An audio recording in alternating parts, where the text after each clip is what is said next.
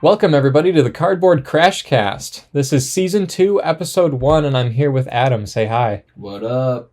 We are going to be doing this on the Kingmaking / Kingslaying. Those of you who play Twilight Imperium, you know exactly what I'm talking about. And the reason why it's such a broad or general topic this time is because Season 2, we're trying to switch a little bit from specific questions about specific games, and sort of, instead of hopping from game to game, we're going to be broadening our horizons and asking questions about gaming in general, using games like Twilight Imperium as a basis for those questions. So it's a little different. We're going to be able to throw in examples from all sorts of things, but we're really generally going to be talking about game and game design and game theory as a whole. So with this Kingmaking discussion, I feel like we kind of have to define this first of all in order for our audience members who don't know what that is to understand. It seems obvious, right? Like Kingmaking, what is that? Obviously, we're only talking about the context of multiplayer games, not like a single player game where you're working alongside people. This is exclusively, in the context of, hey, you're playing against other people. Mm-hmm. We want to focus on what is Kingmaking, because we've experienced this a lot in Twilight Imperium, and we were kind of just thinking, is this a good thing? Is this a bad thing? But the first thing you have to ask yourself is, what even is that? Yeah. Like, what technically is Kingmaking? So, and the all-knowing, all-powerful Wikipedia explains it as, in game theory, a kingmaker scenario in a game of 3 or more players is an endgame situation where a player who is unable to win has the capacity to determine which player among others will win. That player is referred to as the kingmaker or the spoiler. So it's essentially like you understand that you're behind. There is no chance of you coming up ahead. So now all of a sudden you're shifting your resources to who you would like to win instead of yourself. I kind of want to ask the question, have you experienced this before, Adam? Can you give an example? Oh, absolutely. I mean, immediately I can think of an example of a game of Twilight Imperium where it was neck and neck, right? It's pretty much the last round. Someone's going to win. It's just, how are they going to win? Is it going to be a secret objective? Is it going to be the public objective? And there's an alliance, right? We're playing an 8-player game, and people have the people they've been working with, and of course those people are maybe at 6 points or something. We're playing a 10-point game, they're at 9 points. I can't remember exactly, but for the sake of this example. And I can remember in particular, it's like, hey, I have support for the throne. I could just give this to you. You could win the game on the spot. They are deciding to just give up everything to be like, you win, right? Yeah. I think it was also a situation of they didn't want to be there any longer. I think we had played for like 12 or 14 hours at that point, and it was like 1 a.m, and they're like, okay, let's just skip this entire round and I'm going to determine the victor instead of like actually fighting it out. Mm-hmm. But that is a prime example of Kingmaking. Sure. I want to know how you feel like that affects the health of that game in particular. As someone who hasn't played as much as you have, or at least has as much experience about understanding a lot about the different factions and kind of how everything is, because you always describe Twilight Imperium as a game where you're on an equal level. I have way more experience with like Magic the Gathering and playing Commander, and that's obviously another multiplayer formatted game. The difference is everyone comes with a different deck that you've pre-constructed, right? So it's a trading card game. There's different power levels. A Kingmaker is definitely much different because one person could just be twice as strong as everyone at the table from the get-go. In the case of Twilight Imperium, it's everyone's on an equal playing field. Well, way more equal. Yeah. More balanced, curated experience. So definitely can sting sometimes. It's weird. It is one of those things where it really sucks when it's you and someone's maybe pinning against you and saying, I'm not going to choose you to win the game. And then it also is like, feels good when you're like, yeah, I made that alliance, and you try to like justify it in your head. Mm-hmm. So one example, speaking of alliance, I wanted to kind of show a difference. I'm okay with Kingmaking if somebody has truly given up and they're not just trying to end the game, they're really making sense of a previous alliance within that same game. So if you have constantly gotten resources from somebody throughout the game, and that somebody is now at the 9-point threshold, like right before winning, whatever game you're playing is just about to win, and you're like, okay, that alliance that they've built up with me is now coming to fruition because I'm going to assist their victory. That I feel like is thematic. I feel like it's relatively healthy. It makes sense in the context of like that specific theme and the lore of that game. But if you're just like, I like this person more, I'm this person's spouse, I want them to win for whatever reason outside of the game or because of spite from a previous game or something like that, that's where I'm like, okay. That has nothing to do with the game. That has nothing to do with the game. That is unhealthy. You're just doing it to end it at this point. Like, I don't want to see any of that in especially a long game like Twilight Imperium. I think it's unfortunately inevitable, right? Sometimes maybe because you're taking these outside factors and you're trying to like completely get rid of them and only focus on the game. But obviously when you're playing the game, unless you're like super engrossed in it, you're going to have those outside factors maybe distracting you or coming to the realization of like, oh, I got work tomorrow, I got this or that. We're getting the tail end of the game. Like, you might be really invested halfway through, and then at the end, you're kind of realizing, oh yeah, I'm just playing a game, it doesn't matter. Which that's a completely separate conversation of like, oh, it's just a game, who cares? I mean, you're still putting time into it, especially you're playing a 12-hour game or 10-hour game of Twilight, and you want there to be a satisfying resolution. We all want it to be satisfying in some way. So for someone to just make a spiteful thing because maybe you got burned earlier on, I mean, that comes down to people's personality, and you're trying to like, you just want everyone to be fair about it, and like that's the thing that the game designers can't balance is the social interaction you have in a game. And I actually have a question for you in particular, because I was thinking of this scenario, and I feel like this happened before, and it's happened to me in other situations in other games. So I'm curious what you exactly think about this. Is, say you are in an alliance with somebody, and you kind of made a promise to help them out, but now you have the opportunity to win yourself. Do you think it is fair? Like, should the other person who you're like, I made this promise, but that was because I assumed I wasn't going to be able to win. But what if now they have the opportunity to win? Should they logically go for the win, or should they keep their promise? Like, what's the better and more important thing in that situation? Okay, well, I'm gonna give the Twilight Imperium rulebook answer, and I'm gonna give my answer. Oh, okay. So what it says in the rulebook is there is a definition between a binding and a non-binding deal. So a binding deal happens within the same game step. It happens because of a specific game element, like a card or a faction ability or something like that. So like if I were to give out, like say like I am going to quash an objective, and you say like I promise you or you promise me something in order to quash an objective, and then I quash an objective immediately, and you don't give me that thing, that is actually technically against the game rules, and that could be scaled up all the way until victory.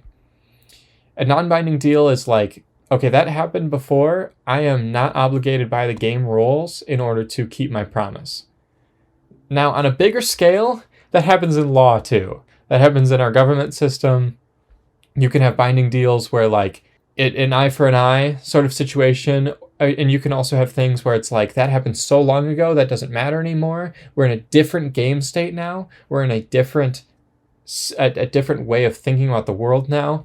The promise that I made to you back then is now obsolete. I think it all has to do with timing. I feel like if the game state is similar to when you made the promise, you should, in my opinion, I would uphold that promise, even if it would hurt my ability to win. If the game state is so different that it's not even recognizable from when the promise was made, I think that's an exception where like, okay, not only do I view this differently, but like objectively, the board is different now.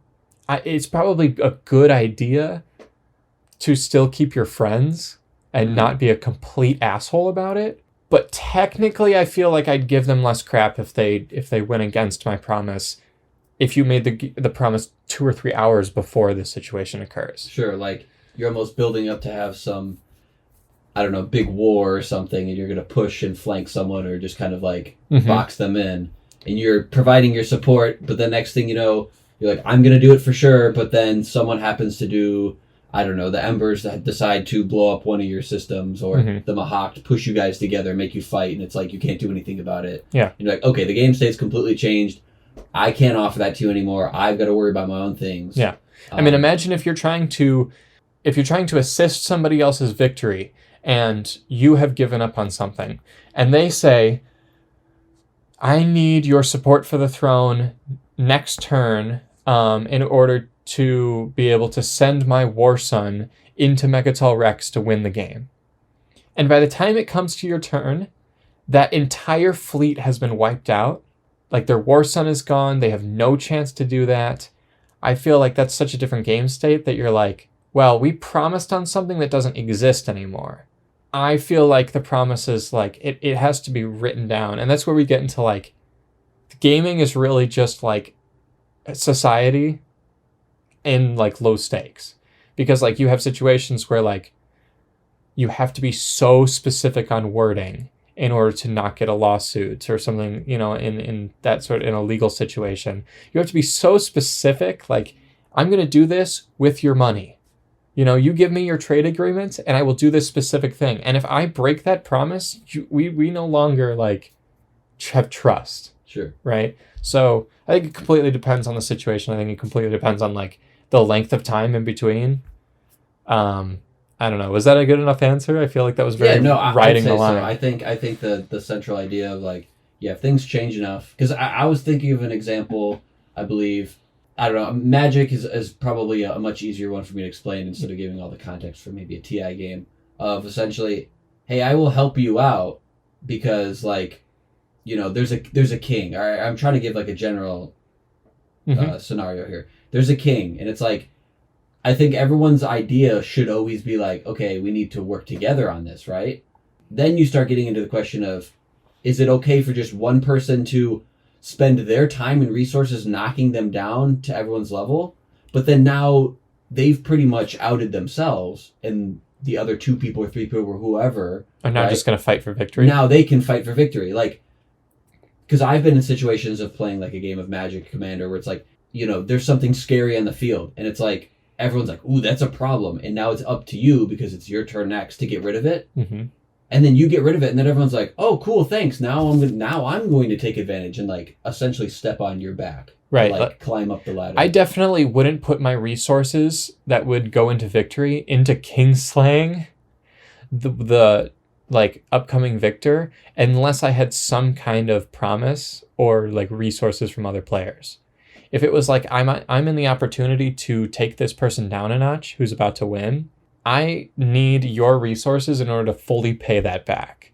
Yeah, you got to use it as leverage. Right. And almost essentially say, like, I am not going to be afraid of this happening.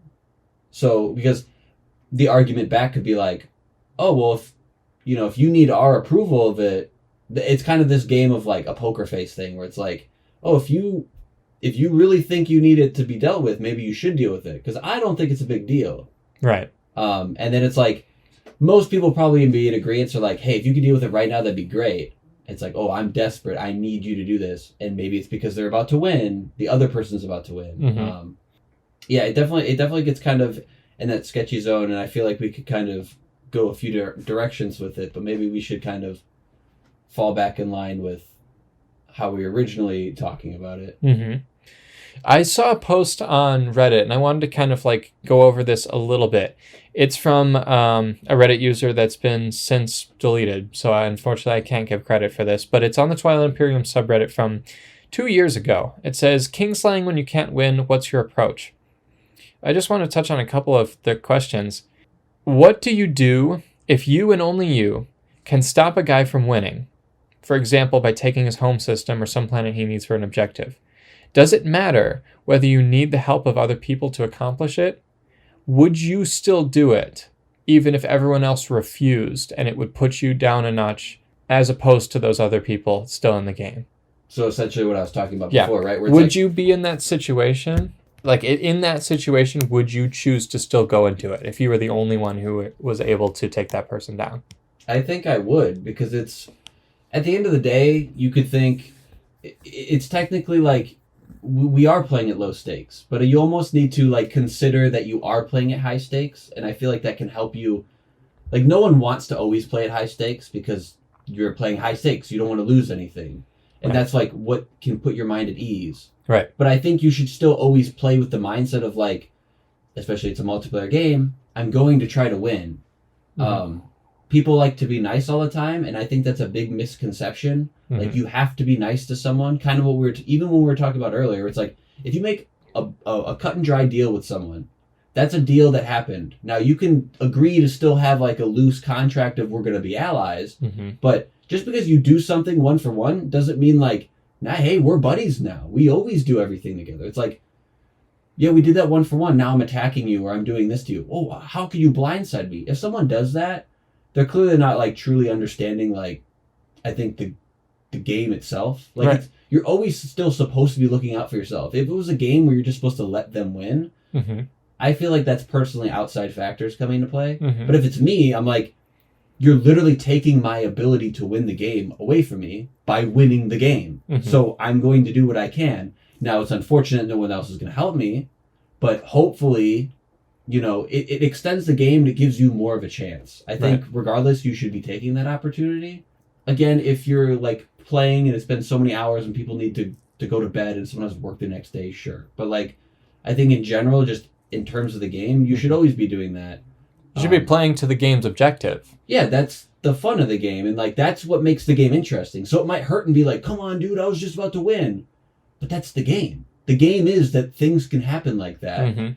And the social dynamic is a very strong part of the game. But ultimately, you're just trying to manipulate the game's rules in a way that puts you in the lead. Yeah, and as we kind of talked prior to even doing the podcast here, those instances of you almost, like, you're putting yourself up on a pedestal and putting a target on your back when you do, like, snowballing into the king's spot, right? Yeah. So that's something you got to be conscious of and aware of. You're, like, rolling the dice and being riskier, the more you're, like, creating an engine and just, like, going, like, smoothly. I want to touch on the how the king feels in these situations right after I do a quick commercial-ish break here. First of all, thank you, Star, for editing this episode. He's our editor for every episode. I appreciate you very much. Big ups. Thank you to the subscribers. If you want to subscribe, we've got a couple more episodes coming up. Some ideas we've got for episodes. You can go ahead and leave which ones you are interested in the description below. We've got, should we be playing to win and how hard should we be playing to win? We've got an episode all about how TCGs should die eventually. They should probably peter out and die at some point for the health of them. And we've got a couple more episodes about different size player counts for different games. And I have a follow-up episode on the Twilight Imperium hot takes that I'm going to do as a little bonus episode here soon. So if you like those thoughts, go ahead and hit the subscribe button or become a patron if you really, really, really, really, really love us. We love you too. Anyway, back to that. In a situation that you are now being targeted as you have been named the king of this game. You're at 9 points. Everybody else is at 5. You're about to hit the threshold to win. You're the Winu or whatever, and you're like, you already have hit your hero. You've taken advantage of everything. Now you're kind of petering out. Everybody turns their eyes to you and goes, we no longer want to win. We want him to lose. How do you feel in that situation? Is that fair to you? Sometimes it can feel a little, like, disheartening because you're like, I was so close.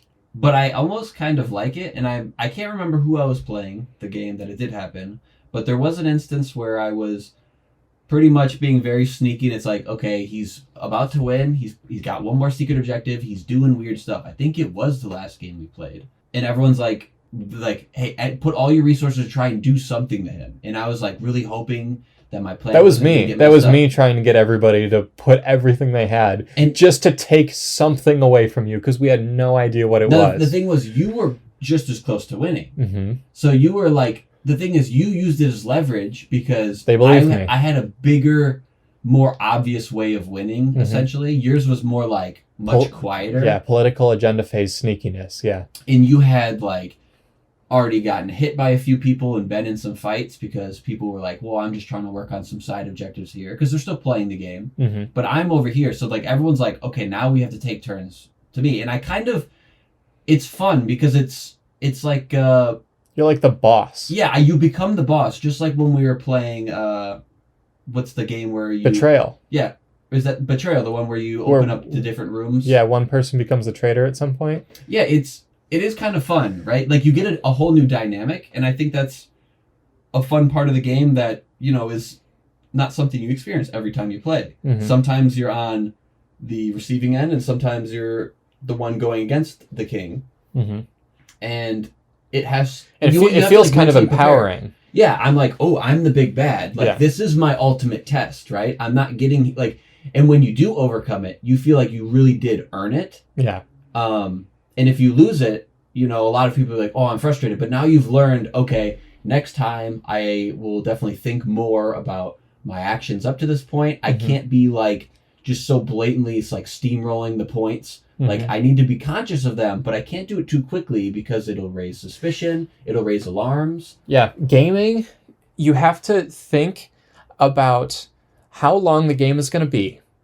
And in many games, it is especially games that have a set amount of turns to them, you have to think of it more of a marathon than a race. Mm-hmm. Now, that doesn't go for every game, but in games like Twilight Imperium, where it's pretty much always going to be about 5 rounds, and everybody's going to kind of be itching towards like the same amount of objectives around the same amount of time, at least experienced players will. You have to think about it more of like, I'm going to ride the wave until I get to the point where I can jump ahead of everybody. You can't make it so obvious because you're going to get yourself into a Kingslaying scenario and you're going to become that big bad unless you want that to happen. And sometimes what you play in particular is like, that's the whole game plan, right? Winu, perfect example. You know, you're playing against someone's Winu, most likely they're going to Mechatol. They're going to try and just get as many points as quickly as possible. And you might be like, oh, I feel bad, like taking them out. But it's like, they're going to win the game and they're going to try and do it as quickly as possible. If you want to talk Magic, you're talking about like, I don't know, mono red or something. You just want to like win as soon as possible. And if they don't, they're gassed out. They have nothing left. And it's like, don't feel bad. That's just what they decided to play. Not every faction or team that you play on or whatever you're playing, it's not always going to be like a mid-range, like they're not a master at everything. They just have like good stats in multiple areas, but they're not like focused in one area. Yeah. Like, sometimes you have to commit to a gimmick and just be okay if that gimmick doesn't work out. Mm-hmm. I have never been in a win-making scenario or a king scenario in TI except for when I play the Winu. So that's why I bring them up in particular. I don't think I've actually won any games that I haven't played them. Because you almost have to... You're like predisposed to, okay, I'm going to have to go after them. Because you, unfortunately, their game plan's predictable, I guess. Nothing wrong with that. It's still a challenge, and you're like up for the challenge. Mm-hmm. I'm going to do this. I just know I'm going to be the king. But the game, that's what's good about the game, and you can tell that it was balanced in a good way, is that the creators of the game actually knew that this was going to be a dynamic that was very relevant of the game. And I love the interactions you have with Kingmaking. I don't know how much of a hot take that is. I know sometimes, maybe in more my experience with Magic, people want to like get rid of the king instantly. That happens a lot. But sometimes people's decks are all over the place. But in general, a lot of it's like, let's be fair to each other. And sometimes it's like, no, you're just going to have to be mean. Or you're going to have to become the kingmaker. Or you're going to have to do, like, it doesn't matter. You don't have to win every game. It's just about playing it to the best of your ability. So do you think that it's healthy for the game, healthy for any game, to promote being in second place? Because realistically, we're talking about wanting to be in second place. Like, if you can't be in first, damn it, you're gonna make somebody that you like shoot up to first. Like one of the perfect examples of that is Survivor. If anyone's ever watched the show Survivor, right? The people do their best to make alliances, and there's lots of blind sides, and people are, winning challenges and having their allies here and there. But at the end of the game, the people that have been voted out are who vote for the winner. Mm-hmm. So it's like you just kind of like you kind of have to accept it that like someone might make that like, hey, you screwed me over earlier. This is what happens, and like that's kind of a sign of like, hey, you just made a bad agreement with someone earlier, right? Or like you made that agreement and like you thought they were like okay with it, but then you put the pressure on too much, right? Like, so we were talking about like a hard agreement. You made like a 1-for-1, but then maybe you just 180'd too hard and we're just like, okay, now I'm going right for you. Like, because you technically, even though you did a 1-for-1 trade, you benefited more from it. And you burned them a little bit. I think in general, it's a good thing.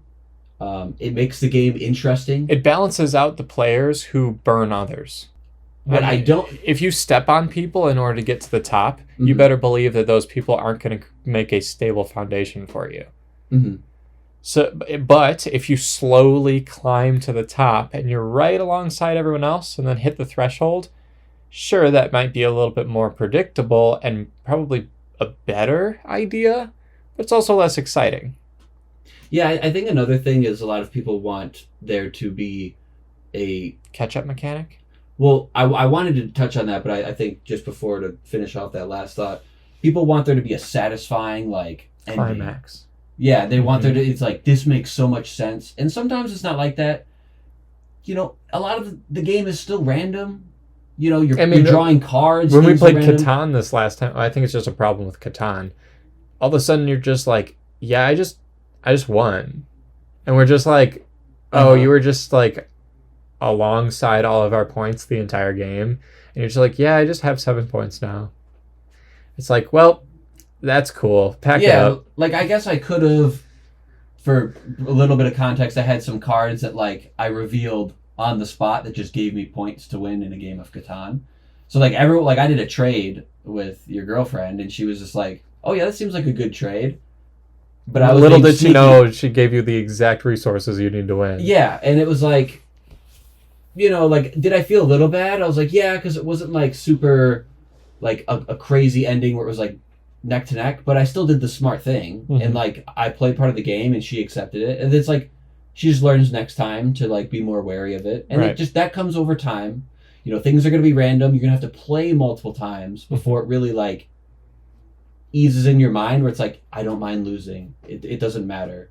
Like obviously for the sake of like recalling a fun memory, sometimes it is like, yeah, I'm going to do it for the fun. Maybe I won't like knock someone down because I think it was a cool enough play to be like, I'm going to take a step back here and remember that like that was a fun memory instead of just being like, no, I can technically win still, so I'm going to say no to this, right? Like that's not fun.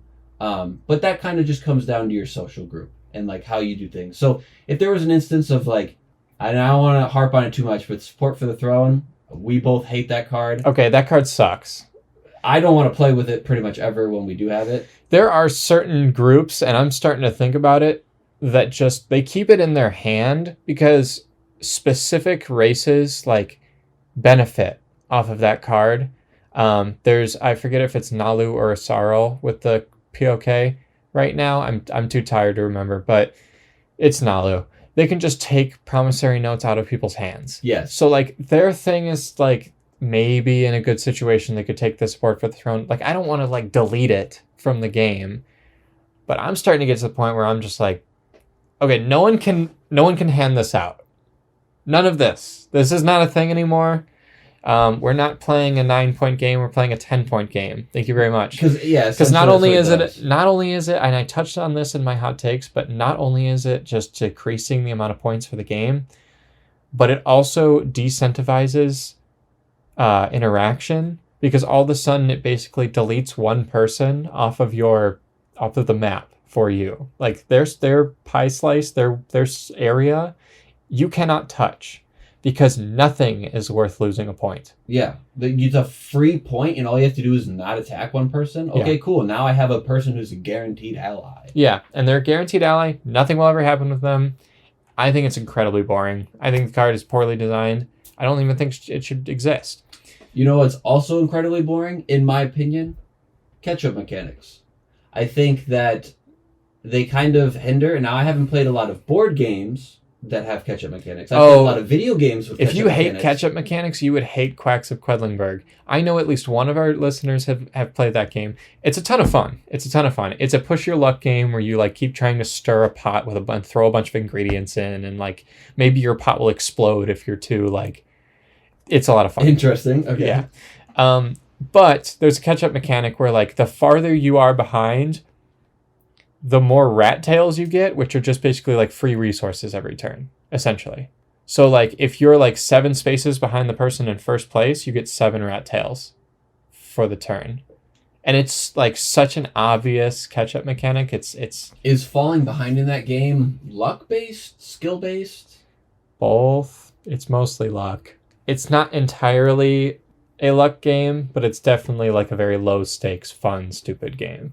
How long is a game typically for that? 20 to 30 minutes. Okay, see, that's not as bad because if it's already kind of random, it's just like you're maybe like, oh, you're randomly like on the roll, so then someone has to just randomly get like more resources, and it just sounds chaosy. I mean, it can be fun. That can be. It's designed well in a way that makes it feel skillful and fun. Okay, because I think in most instances, what is frustrating where if there's a catch-up mechanic in a kind of skill-based game where like someone just hasn't been doing their best. Like if there was one in TI, right?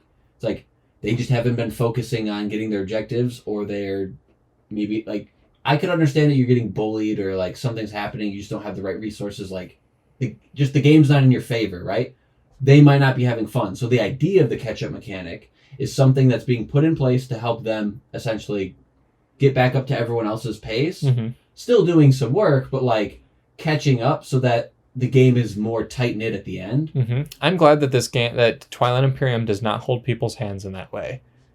It's kind of punishing for new players, but to be honest, it's not new player friendly already because it's 12 hours long. I appreciate that some people, if they don't get it, they will just have 2 points at the end of the game. Like it's just how it is. And that's kind of a funny story. And it's just something that the design of the game just lends to, because if you don't get it, you'll be so far behind, and if you do get it, you'll be so far ahead. And it definitely promotes like replayability, and like every time you play, you're going to get better at the game. You're going to understand it more. It's not a war game. You're going to start understanding the objectives more. You're going to start memorizing things.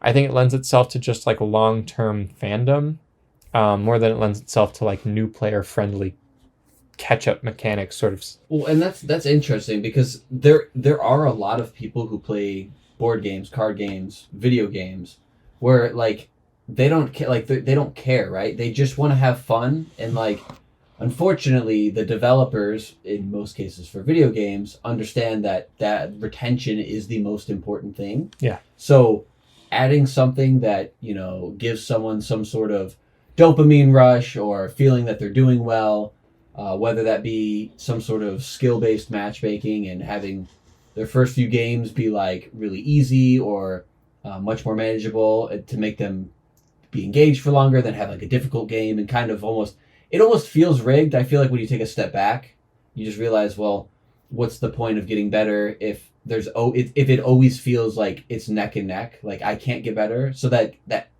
upper echelon of people who want to get better at the game feel like, what's the point? I obviously appreciate, like you're saying, the more skill-based where you're going to learn over time and just get better. I have like an example in my head, or at least of like Destiny is one of the games where there was a game mode that had a catch-up mechanic. Essentially, you would kill enemies and get like these motes that you need to deposit. And like you could go and invade and essentially kill the other people on their side that are just doing it because you're like doing it separately. And you can kill them and they lose their motes, and you're just trying to deposit them and then kill like a boss at the end. So you just need to get like 100 and then kill a boss, win. But you're just like occasionally getting to like intervene. And the catch-up thing would be like, oh, one team has their boss already and you've been killed a bunch of times and don't have your motes. Then like all the enemies start dropping more motes so you can get back in it faster. And it's like, it makes sense because it's like now you would never have a chance of winning if they were just better and killed you all the time. But maybe the game should end faster. Yeah, but sometimes it would be like, oh, well, we're trying our best, and now they're just getting, like, it would almost be smarter to, like, get the catch-up mechanic because you can abuse it. Yeah. And then I'm thinking of, like, Mario Kart, where you like just get back into 8th place real quick, get like a really powerful item, and then just like play like normally, and now you have like the most powerful item, but you've moved back up to the top. Like that's how the catch-up mechanic feels. Yeah. So ultimately, I feel like games should embrace having a king, should embrace king making in a healthy way that promotes long-term alliances, especially in games that take a long time. And you should not feel that bad if you're taken down, if you're the main enemy of the game, because that means that you've done really well so far. Yeah, it's like a compliment. Yeah. You're the king. Literally, you're the king. So like, if somebody's willing to kill you, it's because you're worth being killed. Which is pretty cool. That's pretty cool. All right, I want to wrap it up there. Thank you very much for listening. We'll see you in the next podcast episode. If you want to listen to this on any other platforms other than YouTube, if that's where you found us on, go ahead and check the description. I've got all the other platforms there. You can download the episodes, give us a 5-star rating. The music was by Ryan Jacobson. Ryan, if you're listening to this, I appreciate you. I will see you in the next episode. Appreciate it. Peace. Bye-bye.